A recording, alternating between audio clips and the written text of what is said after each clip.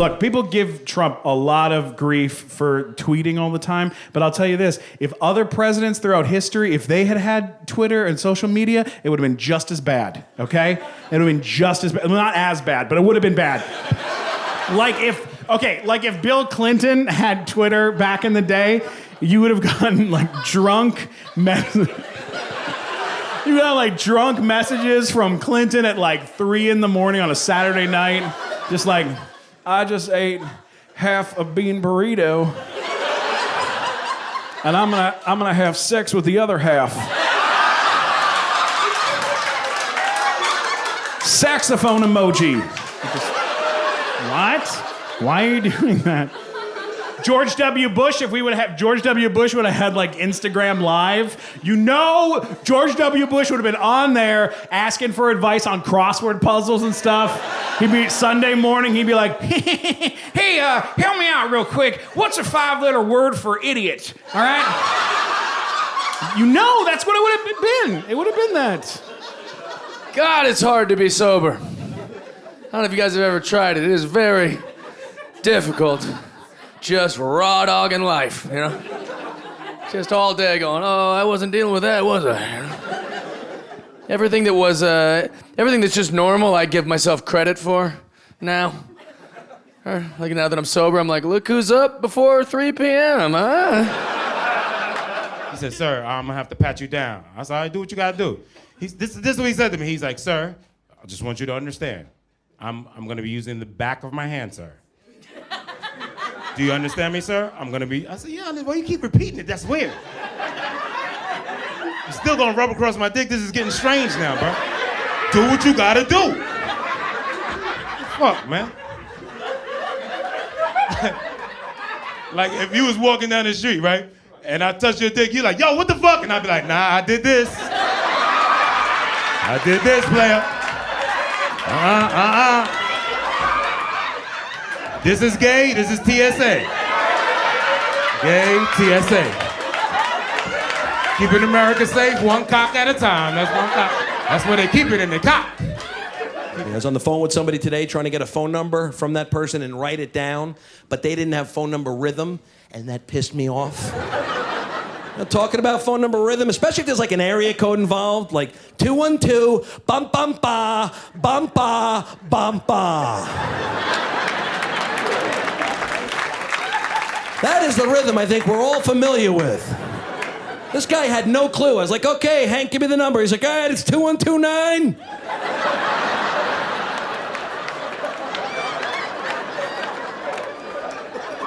$15, $8, $11, $6, $4, $2, $5, $8, $7, $2. Did you throw in your zip code? Because I got a lot of extra numbers over here. I have extra. I can almost start a new number. What do you got? Start again from the top. I was walking through the park, and next to the park was a car, and inside the car was a man, and inside the man's hand was his dick. He was masturbating early on a Sunday morning. It was like he was the early bird jerking his worm.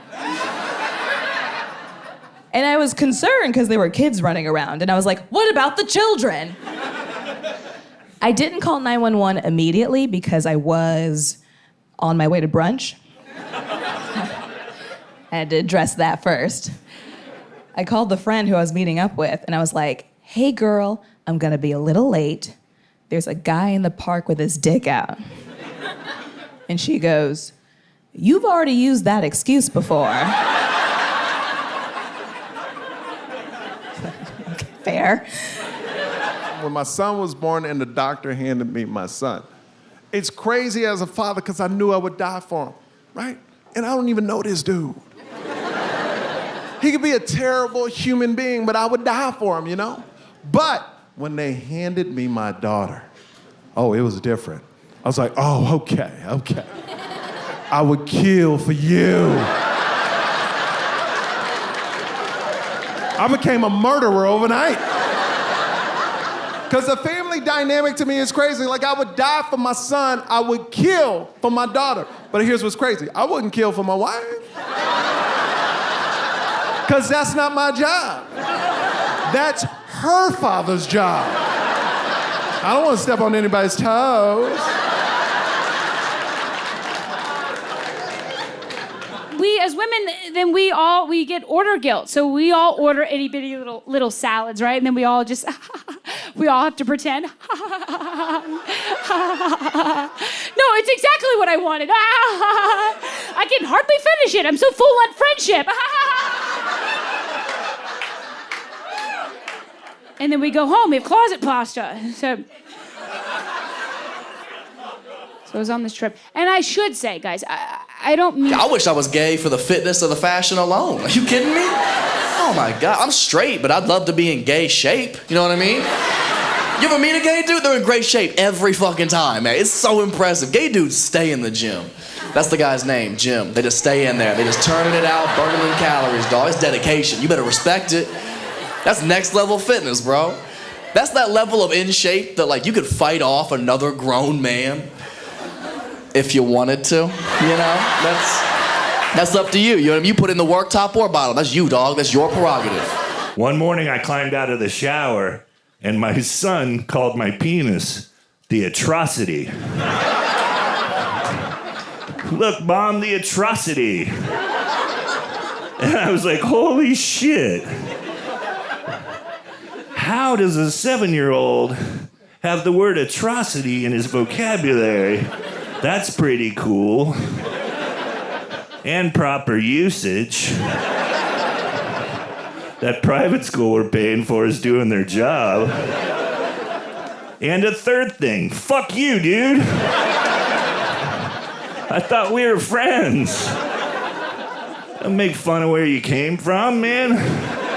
Respect for daddy's junk, that's all I'm talking about. What a time to be alive as well. We've got so many things to worry about, so many things on our mind. We've got to worry about Trump, we've got to worry about Trump in America, we've got about Russia, North Korea, global warming, then there's other thing, Bake Off,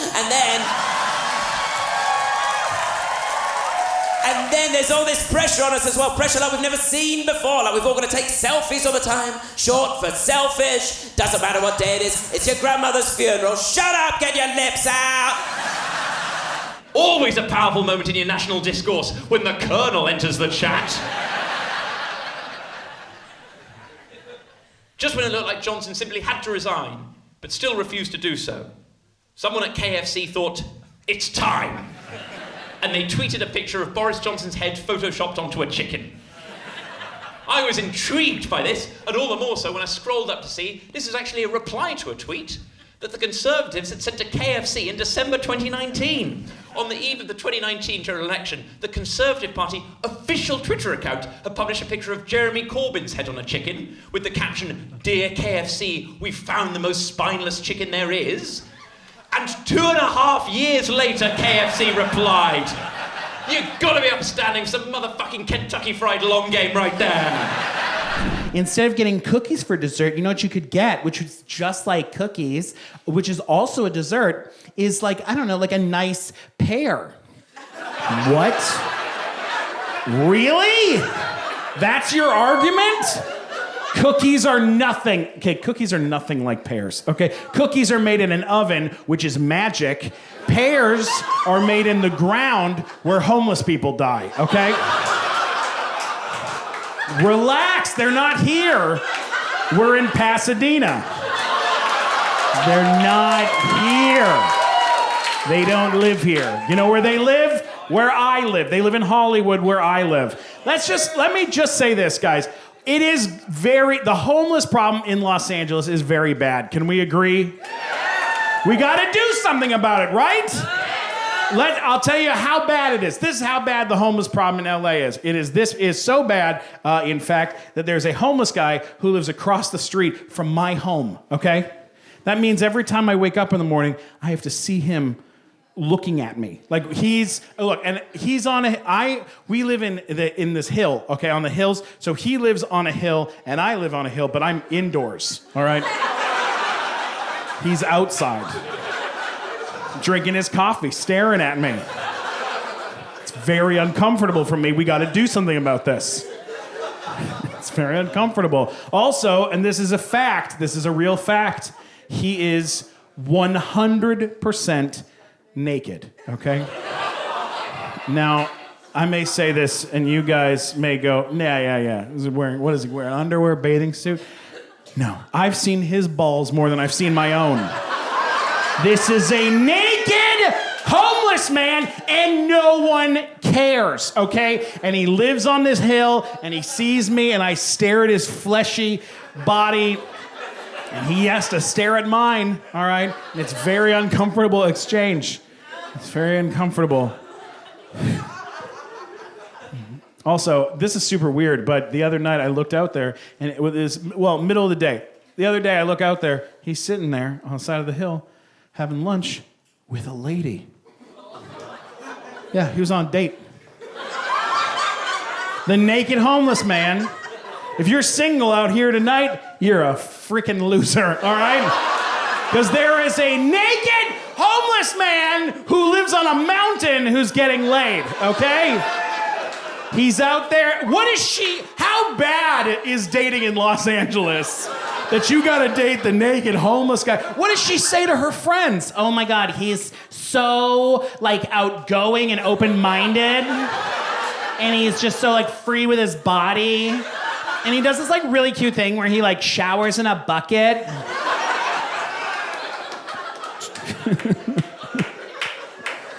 Oh, God in heaven. Yeah.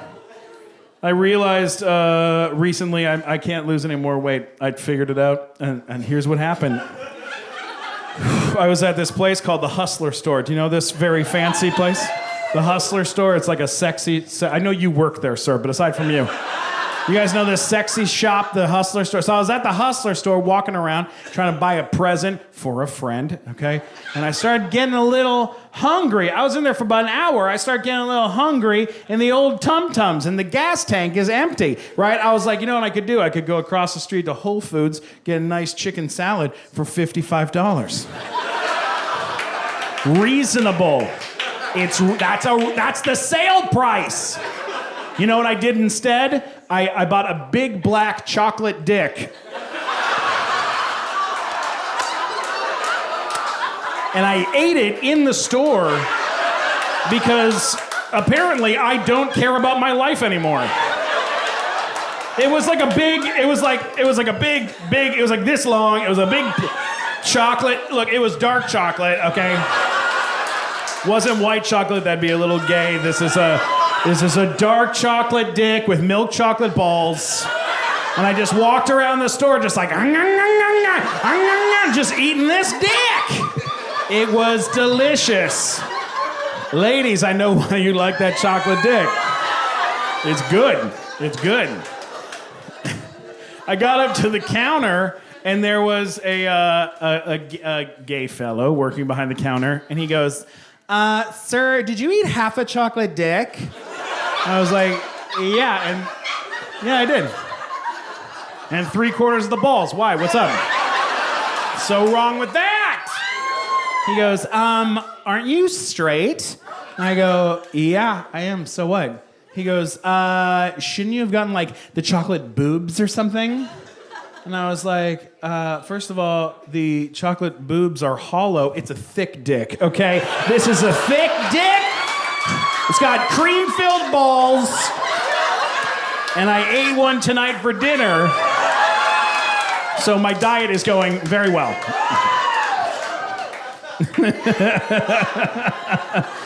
That is a fact. I am bad at food. I am very bad at it. I had a recent thing. It just reminded me how bad I am at it. I went to this to celebrate. I went to this place called Pacific Dining Car. Have you guys ever heard of this place? So good. It's a steakhouse. If you don't like steak, don't go there. It's a terrific steakhouse in downtown Los Angeles. Is a very expensive steakhouse. And I went there with my buddy Matt and a bunch of my friends on the anniversary, on the big anniversary of the restaurant. And so for $35, okay, for $35 you got a 16-ounce steak for $35. Yeah, and guess what? On this this particular night, you'd get an extra 16-ounce steak to take home with you. Right? That's a really good deal. That's like an amazing deal at this place. So I was like, I'm getting that deal. So I ate the 16-ounce steak, and then I was still hungry. So I ate the other 16-ounce steak after not eating steak for like 2 years. Guess what? I was fine. I was totally fine. Totally fine. Go home, I'm fine. I go to sleep, I lay in bed next to my girlfriend, fall asleep next to her, I'm totally fine. Totally fine. Feeling great, okay? Middle of the night, that 32 ounces of steak turned into what only I can describe as a meat sword that started carving through my intestines, basically Game of Thrones style, just cutting me up from the end. It was Red Wedding, but inside of my body. I was in a great deal of pain, okay? I'm in so much pain. I'm in so much pain that I got the meat sweats. I start getting the meat sweats, you know, the meat sweats. I wake up my girlfriend, I'm like, to the hospital! I had the meat sweats! She's like, what the hell are you talking about? What happened? I go, I ate too many steaks. I ate the steaks. I ate all the steaks. I ate all the steaks. I got the meats. I ate the meats. We got the meats. Inside me, I got some meats. I have to go to the hospital. Please take me to the hospital. My girlfriend had to get up at like 2:30 in the morning, 3 in the morning, and drive me to the urgent care in Hollywood, okay? We go into the urgent care. We walk in. I go, sit in the waiting room, okay? We go in the waiting room. I go, just sit in the waiting room. I go up on stage. Sorry. I walk into the doctor's office. The doctor sits me down. He goes like this. He goes, okay, what has happened to you? I go, well, I ate a 16-ounce steak, and then I ate another 16-ounce steak. And he goes, over what time period did this happen? I go, 15 minutes.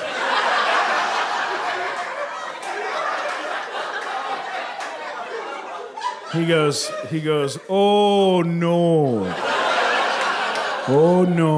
Okay, here is what we are going to do. I am going to give you this pill, okay? And I'm going to give you this pill, and then I'm going to tell you something. So take this pill, and in about 20 minutes, you're going to be fine. I go, oh, thank you so much. Thanks so much. He goes, here is what I'm going to tell you from here out. Try not to eat like a crazy person. You are a human man, yes? You are not a goat. You're not a goat, right? You are a man, a human man. Okay, try to eat like a man would. Not a lunatic man, okay? Don't do this. Whatever you're doing, do not do this. This is all bad news. Okay? Oh my God. And I go, okay, all right, okay. Thank you so much. I appreciate your help. Can I ask like one favor before I go? He goes, oh no, what else you ate? Half a rack of ribs you ate a horse? What happened now? I go, no. Look,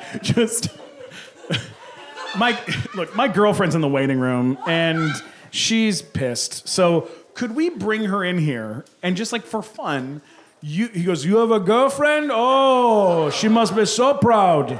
The man that could knock out a sizzler. So proud she must be of you. So proud.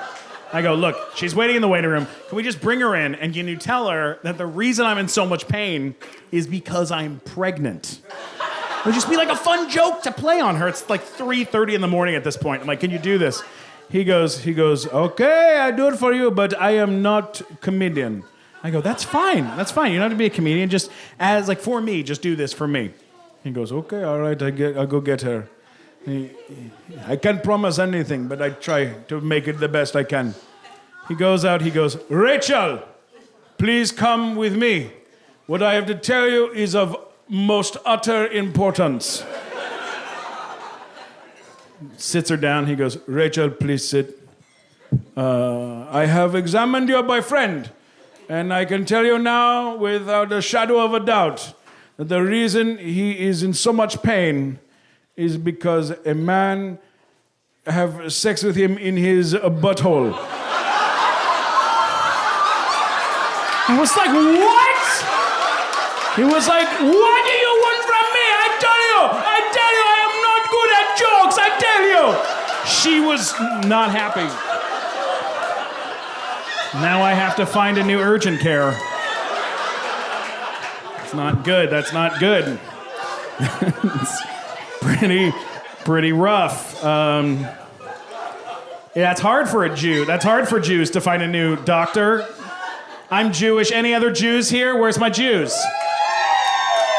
That's not, by the way, that's not the sound Jews make. We don't usually scream. It's like, what do you want? It's that. What do you want? What's the matter? People think Jews and Christians that we're very different. We're not that different. We're just based on different books. That's all it is. So we're just based on different books. Like Jews, we got the Old Testament. Christians, you guys got the New Testament, which is basically a sequel, okay? What I'm saying is Christianity is like the Back to the Future 2 to our original Back to the Future. It's got walking on water. There's a hoverboard. I don't know. Which I guess would make Scientology Back to the Future 3, which would make sense because nobody liked Back to the Future 3. That's right. I gotta get my priorities straight. I really gotta get, that's what we all have to do, right, guys? We all gotta get our priorities straight. Let's all say it together. Let's get our priorities straight. Ready? Let's get our priorities straight. One more time. We gotta get our priorities straight. I'll tell you why. Okay, last night I'm here at the Ice House. I was having a nice time at the comedy club. I was on my way home. It was the middle of the night, and I was hungry because it was late. So I was like, you know what I should do? Stop by Subway. They got 24-hour Subway, right? I'll stop there, get a little Sammy, get a little sandwich, right? Because I'm hungry. It's late at night. It's a good move, right? So last night I'm like in this Uber. I turned to my Uber driver. I go, hey, do you mind if we stop at the Subway, 24-hour Subway? And he goes, whatever you want from me, that's fine, whatever you want. Relationships are tough. It's tough to work it out with because we're two different animals. We really are. It's difficult, and I just feel like sometimes I can't do anything right. You don't know the moods, you don't know how to work things, and so I just try to survive. That's all I try to do in a relationship. Here's a little trick that I learned. Recalling a little something that's very unimportant at the moment at a later date will do wonders. Remember one little thing, it'll freak her out, I swear. Like I had dinner with her at her sister's house, and I remembered one little thing, and I waited because it was going to come up sometime, and she brought it up. She was like, the other day, remember last week when we were having dinner at my sister's house? Oh, yeah, when you had the little butterfly clip in your hair with the sparkles on it?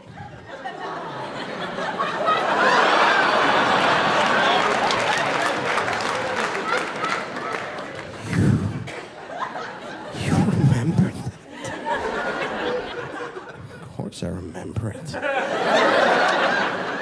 I always remember lovely little nuggets about you.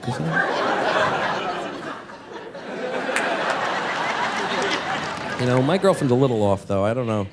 Well, yeah, she's a little bit off in her thinking. So, look, hey, believe me, I am not the smartest guy in the world, and I don't claim to be by far.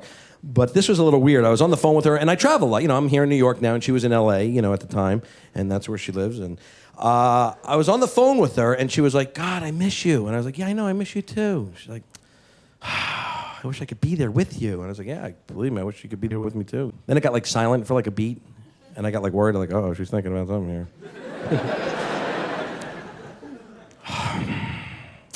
If I only had a magic carpet.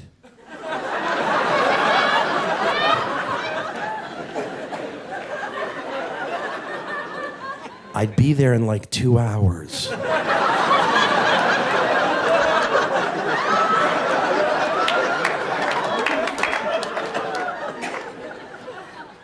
What?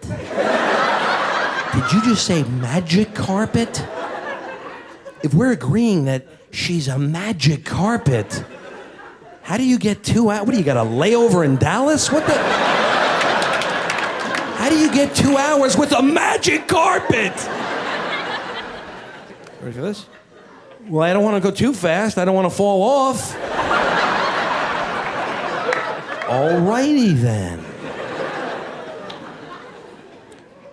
Can't go to the movies with her. Can't enjoy the movies anymore because she sees every movie that comes out right away with her friends first, and if she likes that particular movie, she wants to see it again with me. Yeah, she wants to see. Yeah, this is great. For every 5 seconds now. Hey. Oh God, watch this part. Watch this part. What the hell was I doing? Hey.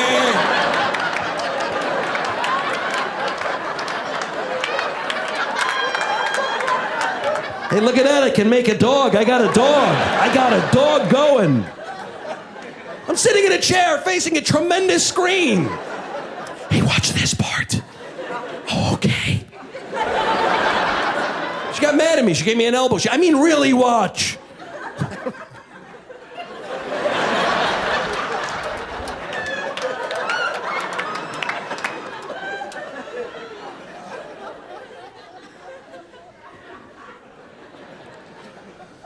I love the movie food. Popcorn is the food you should have in the movie. That's the classic movie food, popcorn. But I only like it in the movies. I don't like it anywhere else. I don't like when they stick it at like sports bars, and they stick it in front of you, and then at like dance clubs too. Then you munch on that for like 20 minutes. You see someone you like. Hey, how you doing? Yeah, it's just hanging out over here with my buddies and stuff.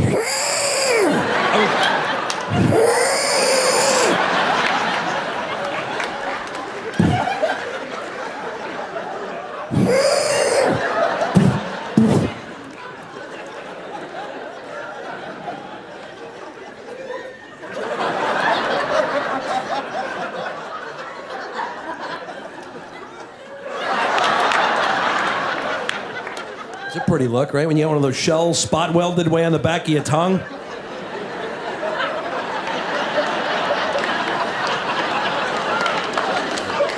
Then we finish up with the movie. I get back in my car. I go to unlock her door, and she lifts the handle at the exact same time. I try to unlock the door, and they offset each other. Have you been stuck in that little tug of war for about an hour? Okay, give me a sec, hon.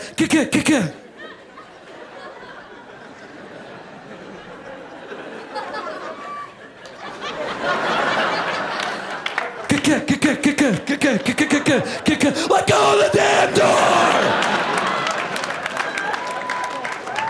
Sit your ass on the curb. I will come around and let you in. What the hell goes through her mind? I have no idea. Can I get in now? No. How about now? No. Now. Should I try it now? No. How about now? No. Now. Can I get in now? No. How about now? No. Can I get in now? Should I now? How about now? Should I try it now? Can I get in now? How about now? No. Yet? Should I try it yet? How about now? No. Can I get in now? No. It's not working. It's not working. I'm not sitting down yet. I'm not inside. Hurry up. It's hot out here. I'm not inside. I can't get in harder.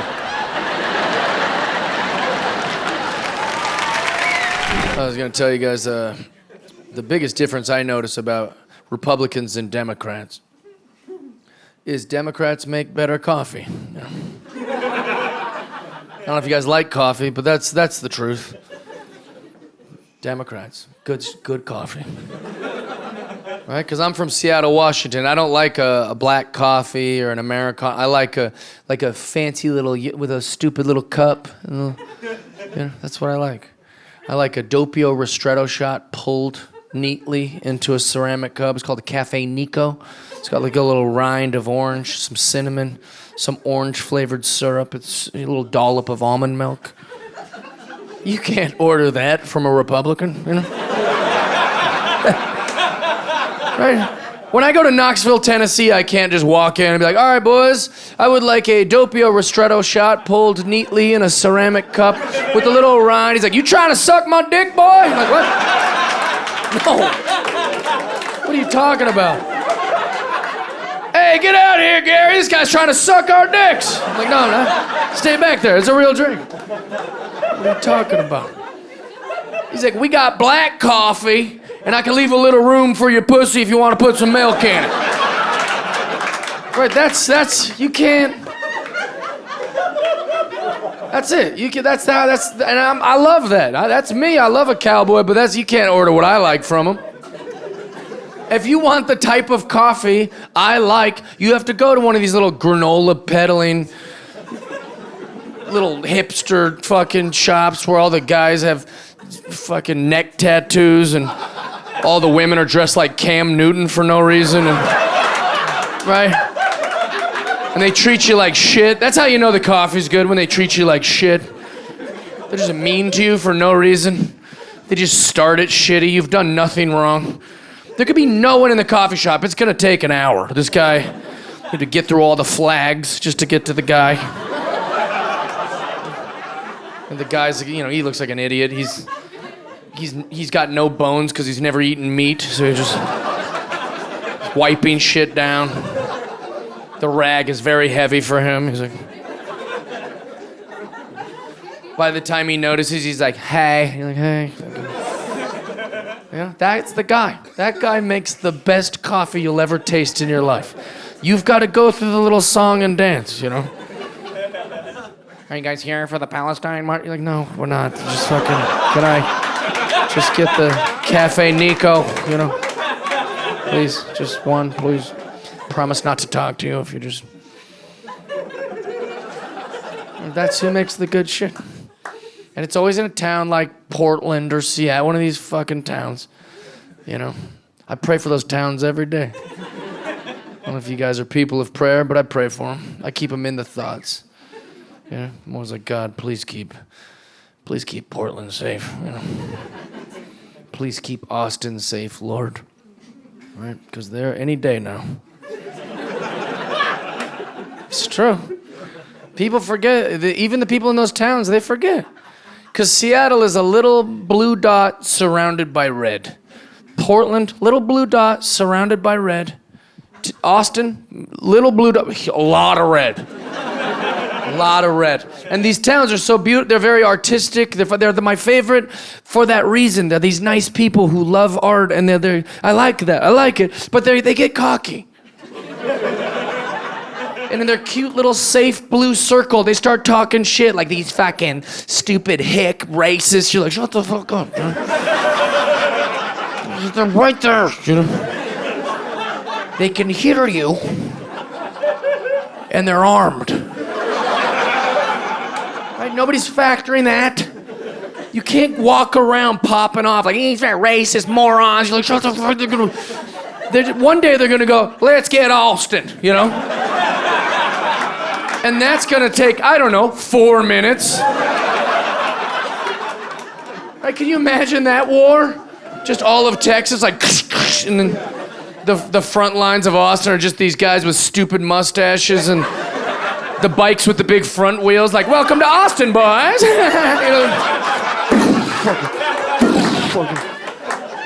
They're going, hit them with the poetry. You're like, no, not the fucking, there's no poetry.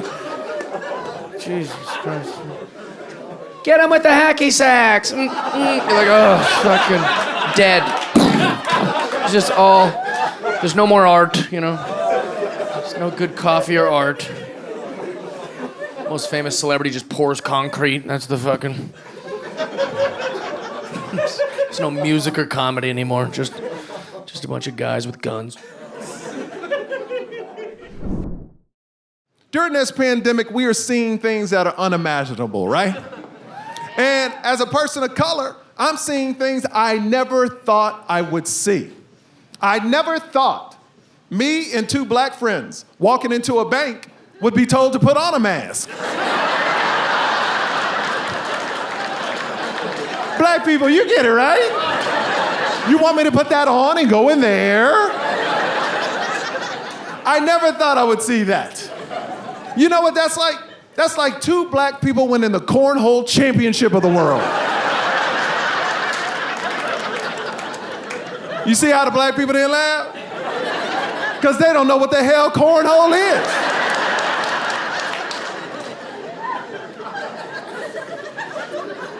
I never thought a furniture store could be racist during a pandemic. Now, we just celebrated Juneteenth. It's a national holiday. It's on the calendar now, and it's beautiful. It's a beautiful situation. Now, if you don't know what it means it's the emancipation of the last black American slaves. Yeah.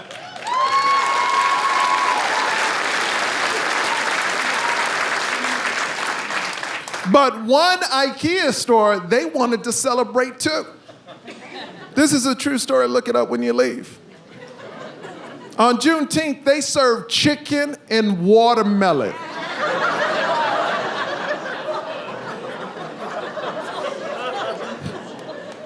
I was just like y'all, I was mad. I got offended, you know?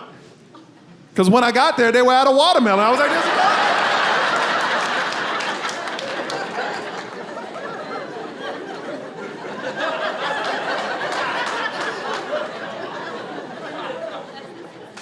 I never thought I would almost die from coronavirus. March 17th of last year, I woke up gasping for air. It's so new, less than 100 people died from it. My wife calls 911. The operator has to look it up, a black lady named Teresa.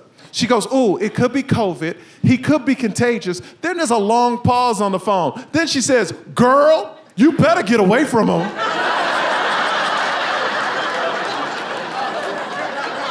My wife goes, what I do? She says, put him in the front yard. I'm like I'm trash? My wife looks at me and goes, you got to go. But I'm a man. I'm like, hell no, I'm staying in my house. I ain't going no front yard. So now I'm sitting in the front yard. Gasping for air. The ambulance comes, they put oxygen on me. They say goodbye to your family. Now, I can't touch my family because I got COVID, right? So my wife is at the front door with my son and a window separates us. They're crying, I'm crying, so I walk up to the window and put my hand on it where my son is, gasping for air. My 3-year-old son puts his hand on top of my hand, looks at me and goes,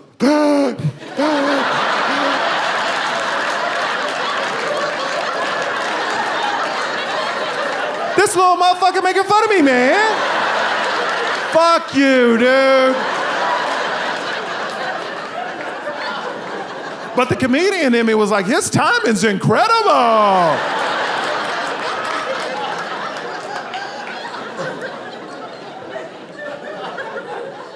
So they put me in an ambulance.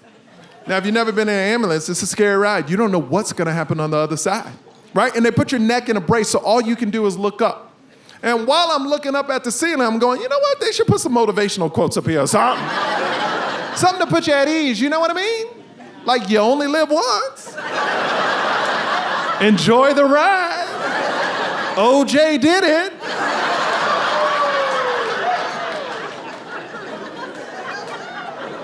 So I get to the hospital. Lots of doctors and nurses waiting on me, and this is when I found out something interesting. The guy that rolled me out of the ambulance was like, you're our first COVID patient. Good luck. So they send me into a room. They take every blood test, every x-ray they could, right? Then they leave the room. About 30 minutes later, I see all the doctors in front of my room in a window, right? And they're just talking like, and then I see them draw straws and one goes, fuck!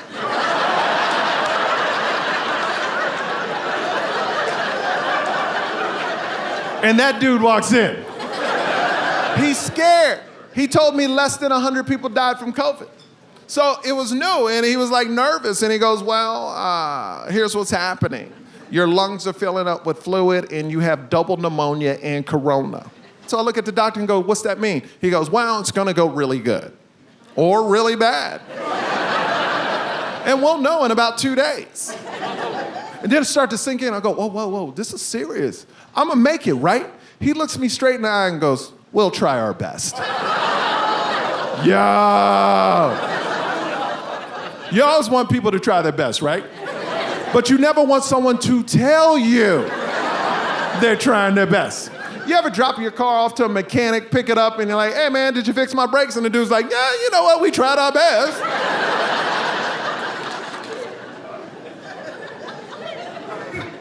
So they put me in ICU. I'm the only person in ICU. It's new.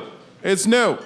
Now, this is the only thing I'm gonna say about vaccines. I don't care if you're on them or not on them. I'm not gonna tell you what to do with your body. But if you're not on them, please do not say, I don't wanna get the shot because I don't wanna be a guinea pig. You're not a guinea pig. You know how I know this? Because I was a guinea pig. Because the doctor walked into my room and went, we don't know what we doing. So we gotta give you everything. And they did. I was like a whore and the drugs were like dicks and I was just taking them all in the mouth.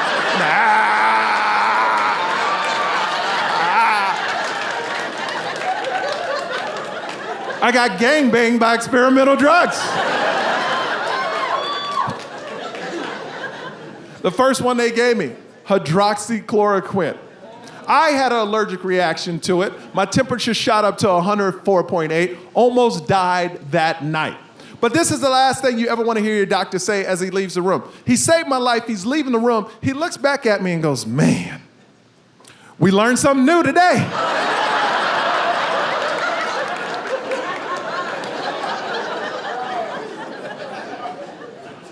Now, as I'm dying in the hospital, I'm watching TV. And there's a group of people on TV saying it's a hoax. Now, you know what these people look like.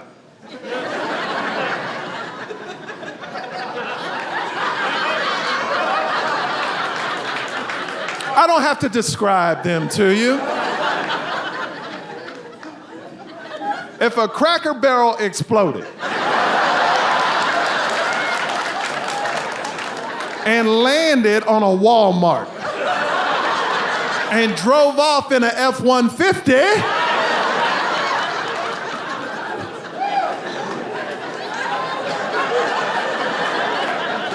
so they were supposed to tell me if I was gonna live or die in 2 days. It took them 4 days, right? The doctor said, you're doing so well, we're actually gonna let you go on the 5th day. So, on the 5th day, I'm getting ready. I'm putting on all my clothes. All the doctors run into my room and go, no, lay back down, lay back down, lay back down. You can't leave. I go, what's the matter, doc, what's the matter? He goes, oh man, we just let somebody go home and they died. I was like, shit. You can keep me in this bitch forever. I'm not going anywhere, you know? Put me at the front desk, I'll answer phones, I don't care.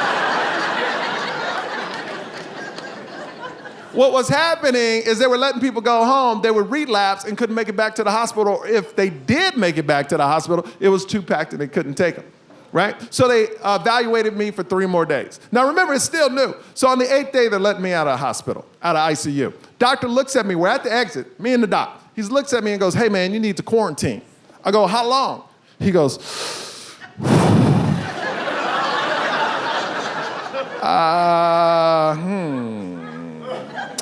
22 days? Cool. I'm at home for 22 days quarantine. Let me tell you what my beautiful wife is going through. She's alone. We have a 3-year-old son and a 2-month-old daughter. So for 22 days, I'm hearing my kids yell, scream. My son's asking where daddy is. My wife is losing her mind. I'm getting breakfast, lunch, and dinner delivered to my room.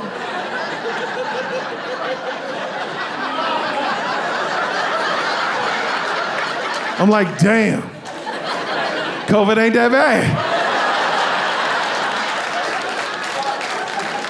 I feel like a husband in the 50s, you know what I mean? I'm like, get those kids away from me, bitch, where's my dinner?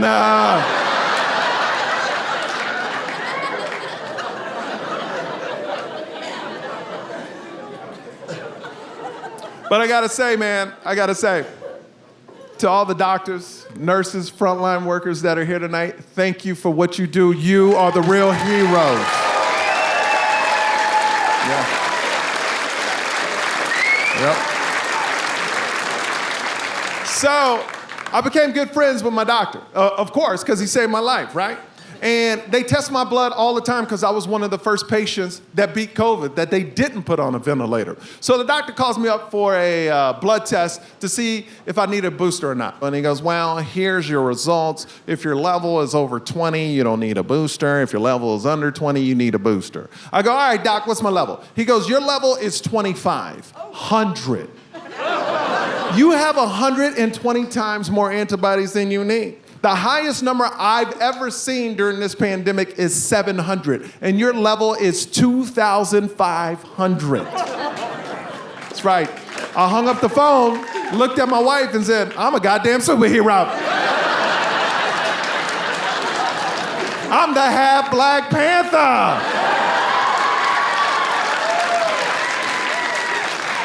Do you realize I could sneeze on someone and cure them? Shake my hand, sir. You're vaccinated. Fist bump. Booster!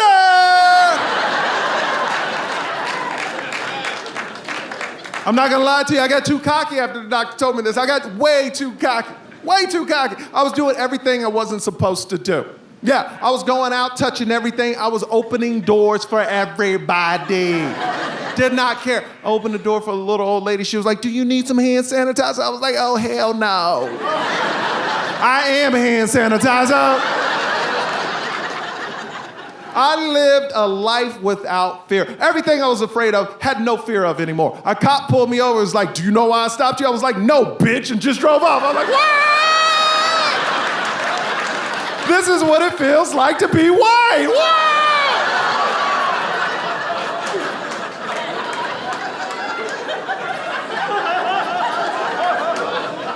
I didn't do that. I'm still half black. I ain't doing that to a cop. Oh, hell no. One thing I would like to happen soon is for people to talk about vaginas and vulvas and all things happening down here in a kinder manner. I feel like there's been a lot of disrespect from men and women when it comes to how we discuss things below. For example, I was talking to a friend who's a woman, and she was thinking about getting an IUD. If you don't know what an IUD is, it's birth control. It can be copper or plastic. They put it in your cervix. It's shaped like a capital letter T. And whenever sperm comes around, it's like, seats taken.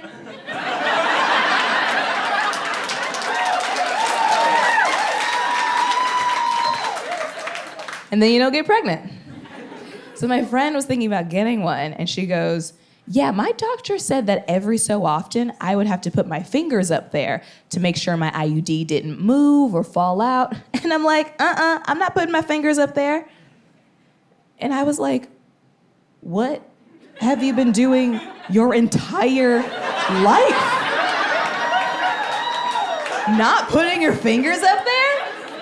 And she's not unique in this way of thinking. I've talked to many women, I mean women, like above 30, who have said things like, I've never seen my vagina. I've never put my hands inside myself. This cannot continue. This has to stop.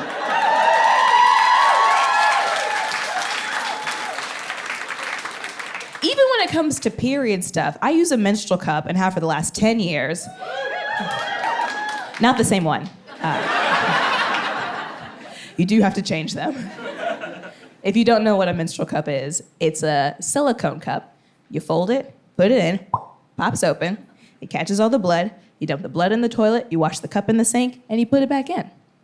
And I've described this process to other women, and sometimes I'll get the response of, ew. You touch your own blood?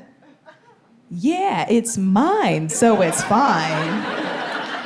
It might be weird if I was like taking someone else's cup out.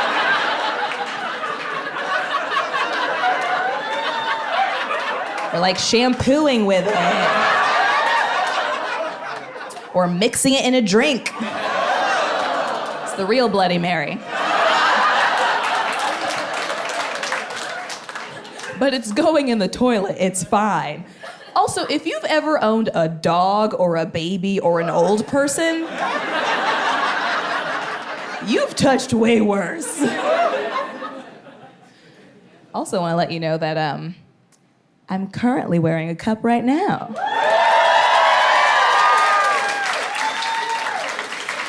Just to give you a little peek behind the beef curtain. Isn't that fun? You just never know. You never know. You could be talking to somebody, looking them in the eye, and they could be holding. I'm like a molten lava cake right now. She's got a little surprise. But I like talking about this stuff because it doesn't have to be secretive or taboo or icky. It's so natural and normal.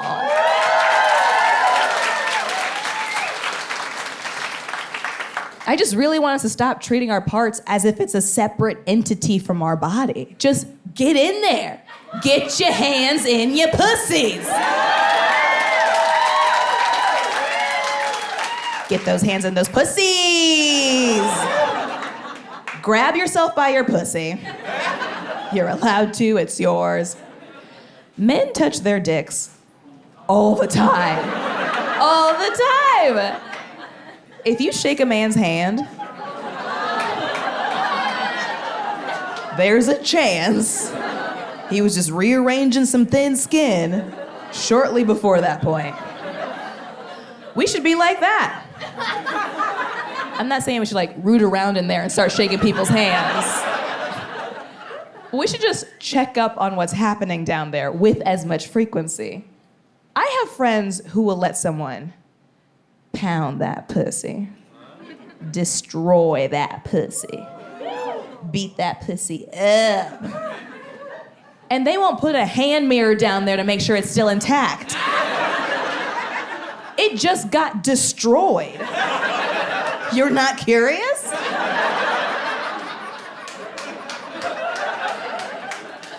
Also, if you're in the crowd and you're like, oh my God, she's talking about me, I hate this, I'm not judging you. I don't judge anyone for this mentality because we're raised this way. We're raised in a culture that demonizes women for even having bodies and makes us feel like our parts are only important in relation to how they make other people feel.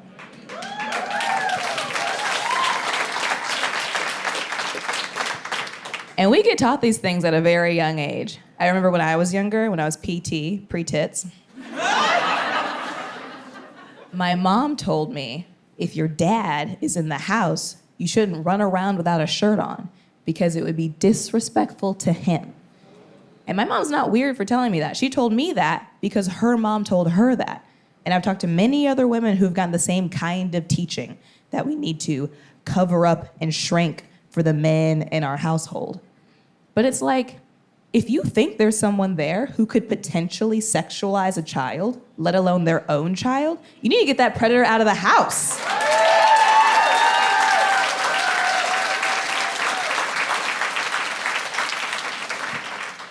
And to make you feel better, my dad didn't show any signs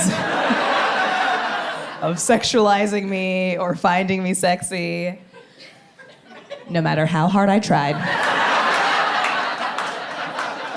I was flirting my little ass off. Got no bites. I also feel like we need to tell little girls it's okay to touch yourself and explore your body. So we're not doing weird stuff later. When I was younger, I was raised very Christian, and I thought I was gonna go to hell if I touched myself down here. But I wanted to try because I heard stories. And I was like, well, maybe if I don't do it, maybe if like an inanimate third party does it, it'll be fine. So the first time I masturbated was with the handle of a lint roller. It didn't feel great. It was lint-free after. And I had a friend, she washed it first. She used the filter of a fish tank because it vibrated and she at least knew it was supposed to do that. We need need to tell little girls it's okay to put your hands down there so we're not doing scavenger hunts in our house. Trying to find things that fit.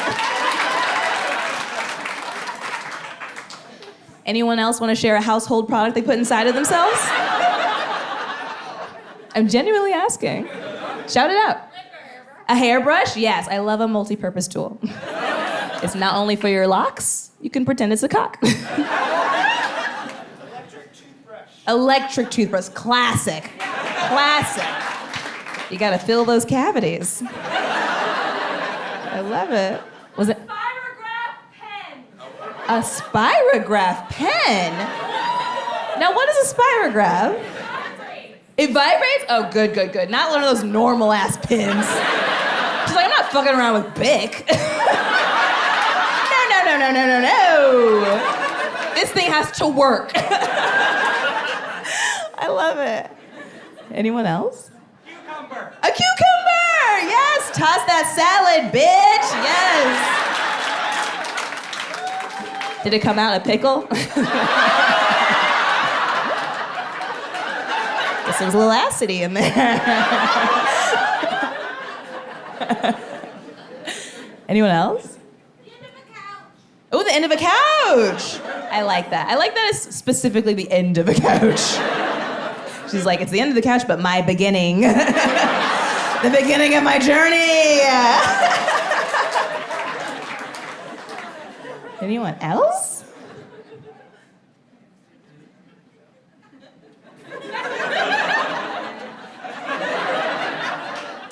Okay.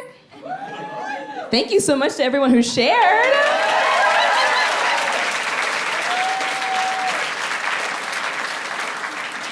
And for those who didn't, I know. I know. I love asking people about this stuff because it's so natural and normal and we don't talk about it that much. I feel like there's all this stuff in the media that encourages straight boys' sexual exploration. There's a whole movie franchise based on a boy fucking a pie. I counted. There are 8 American Pie movies. 8. I want like a spirograph pin short film or something.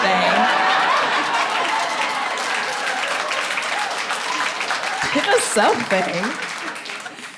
Also, if you have experimented and put a household product inside of yourself, you're in good company. You have our friends. And there's a whole group of people who are known to have done the same thing. And those people are witches. Allegedly, the imagery that we see of a woman riding a broomstick comes from women being caught putting the hallucinogenic drug DMT on the end of a broom and masturbating with it. So they were flying high on a broom. They were geniuses. They were putting brooms in their hoo-ha. Or their brouhaha. They were getting high while they were getting off. And men were like, kill them.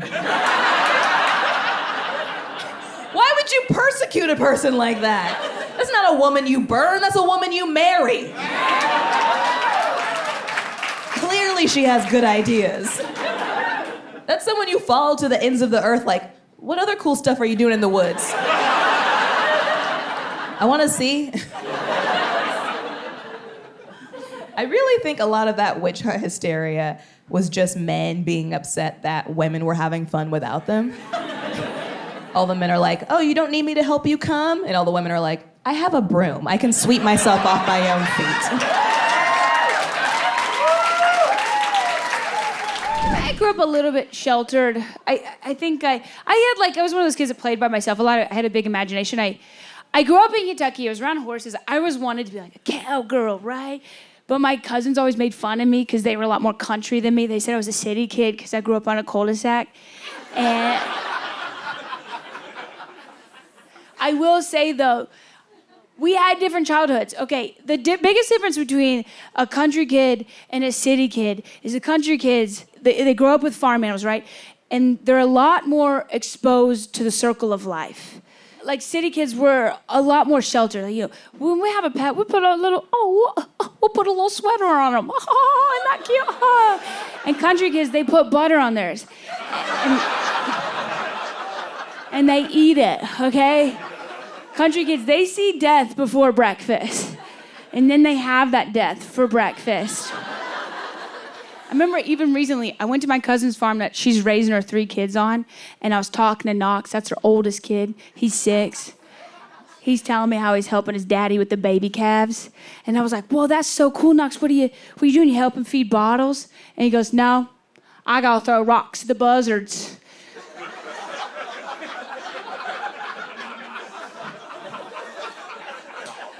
Because when the calves are born, the buzzards like to circle around up top, and then they dive down and they peck the calves' eyeballs till they can't see no more, and then they can't nurse, and then after a few days they starve to death. Then the buzzards get to eat them for supper, so I got the rocks to the buzzards because Daddy says the government won't let us shoot the bastards.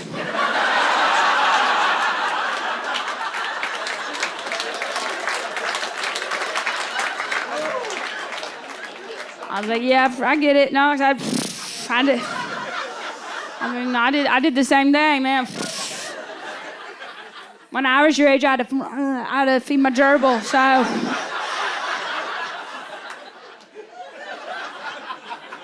And one time it disappeared, and my mom was like, don't worry, it just got to shed its winter coat. And sure enough, next day it reappeared, a whole new color.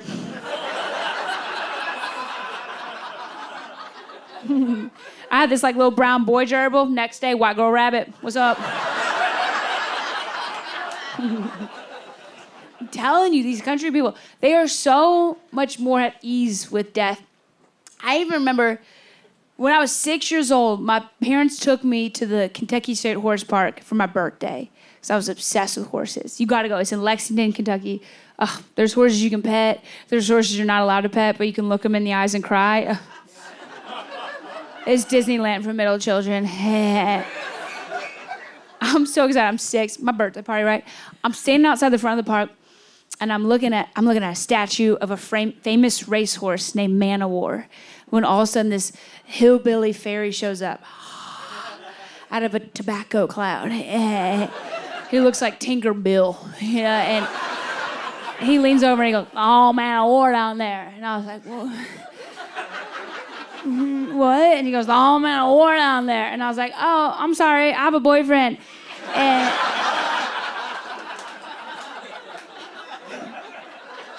And he goes, "No, the whole Man o' War is buried down there." He goes, "Usually when horses die, we gotta chop them up." And I was like, "Oh, I'm 6. I know I'm a big kid now, but this is day 1, so that's a lot to take in." And he just doubles down. He goes, "Usually we cut out the heart and the hooves and just bury that. Represent spirit and the speed." And I was like, "Oh, did my mom hire you for the party?"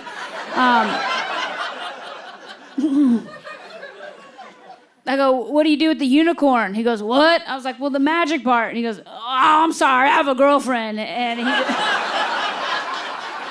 the thing my country family is most proud about me for is not selling out theaters.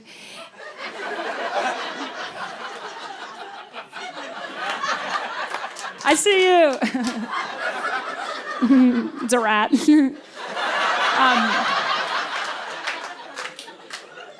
My demo. Don't get the ceiling in this shot.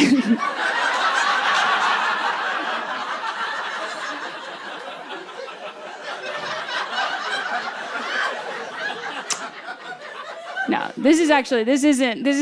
I'm very rich. I'm very successful.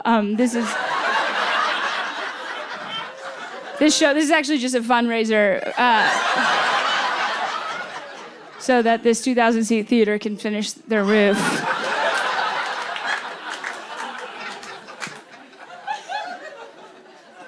It's because I get to go across the country and open up for David Spade as his body double.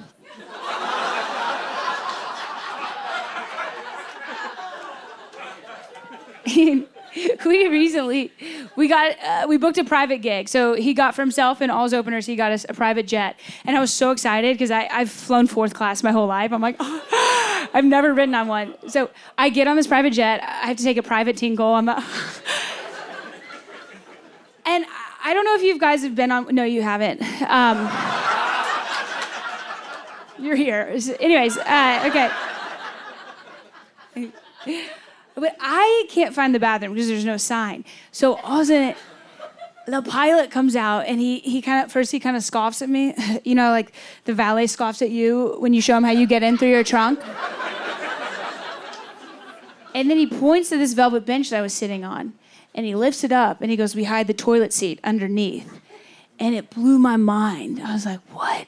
That's some rich people Hunger Games shit right there. I was like, my people, we don't have the toilet. We come from a land called Coach. And we have signs because we eat solids. And I started spiraling. I'm like, we even play games with our potties, okay? So I'm from a land called Louisville, Kentucky, where they have the Kentucky Derby. Has anyone ever heard of it before? Okay, low red. Okay, front row. Okay, so what it is, if you don't know, it's this fancy event where wealthy people, they watch these animals run around in circles, you know, and after every race, you can see some of them freaking out. Oh, shit, because they just lost their son's college fund on an animal named Buckle Up Buttercup.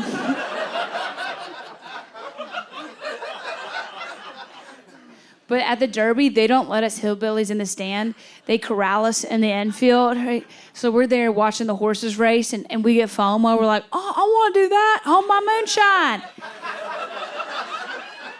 And so we have ourselves something called porta potty racing, okay? Do y'all know what porta potties are? I want to make sure. Okay. You never know. My tickets are expensive, so, you know.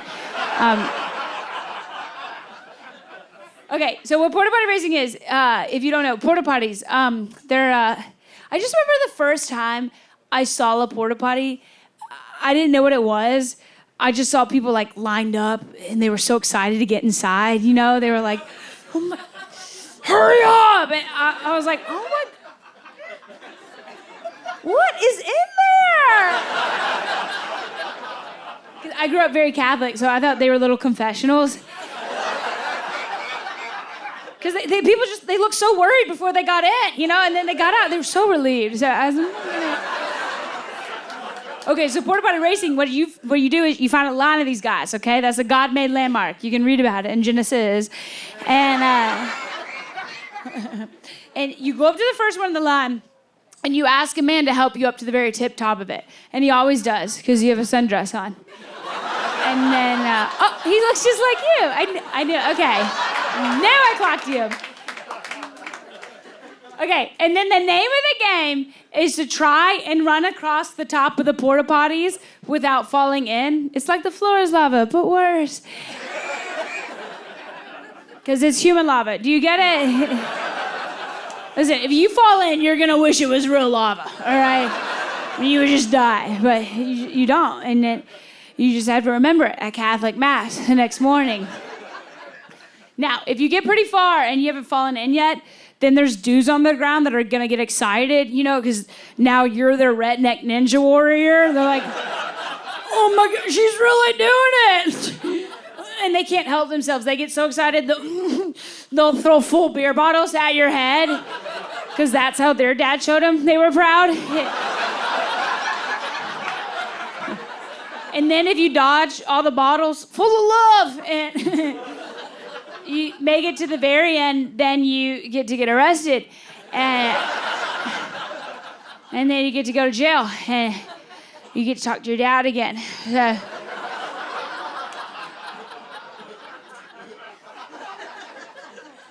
Anyways, I said all that to the pilot.